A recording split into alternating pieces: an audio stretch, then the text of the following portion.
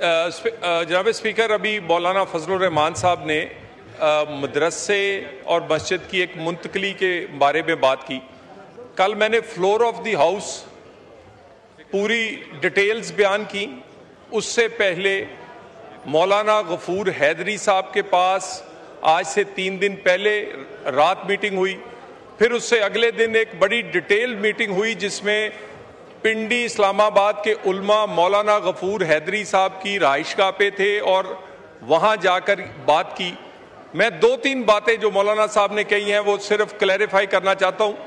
मुझे ये लगता है कि उन्हें जो गफूर हैदरी साहब ने वो डिटेल्स नहीं बताई जो बयान हमने उनकी मीटिंग्स में की थी, और फ्लोर ऑफ द हाउस भी मैंने ये बातों की कई ऐसी चीज़ें जिसमें सबसे पहली बात यह है कि 50 या 55 मस्जिदों के बारे में हुकूमत किसी किस्म की उनकी मुंतकली का या उनको नोटिस देकर वहाँ से तब्दील करवाना चाहती है। जनाब स्पीकर, ऐसी कोई बात ना है और इस बात को फ्लोर ऑफ द हाउस भी और उल्मा के साथ मीटिंग में भी क्लैरिफाई किया गया। जनाब स्पीकर, इस पे बात बार बार कहा जाता है कि रातों रात ये सब कुछ हुआ। बिल्कुल ऐसी बात नहीं।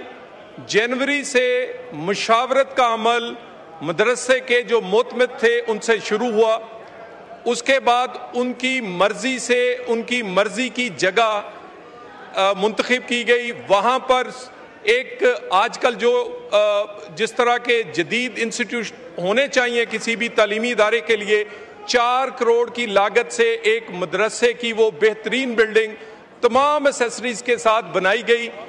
जब वो जुलाई में मुकम्मल हुई तो जुलाई के आखिरी हफ्ते में वहाँ से 185 तलबा, उनके मुंतज़िम, उनके उस्तादा खुद शिफ्ट हुए और शिफ्ट होते हुए उन्हें कहा गया कि वो वहाँ से कोई भी चीज़ ले जाना चाहते हैं जिसमें उन्होंने हर कारआमद चीज़ वो कोई दरवाजे थे, खिड़कियाँ थीं, कोई पंखे थे, हर वो लेकर गए साथ को। उसके बाद जब उसको मुनहदम करने का आगाज़ किया गया तो जनाब स्पीकर, एक बड़ी अहम बात की तरफ मैं निशानदेही कर रहा हूँ कि उस मौके पे उलमा इकराम मौजूद थे और उसके बाद वो वहाँ से मुनहदम करने के बाद जिस एहतराम के साथ किसी मदरसे या मस्जिद को मुंतकिल किया जा सकता है, उन तमाम पैरामीटर्स का ख्याल करते हुए वो उल्मा की मौजूदगी में वो सारा अमल किया गया।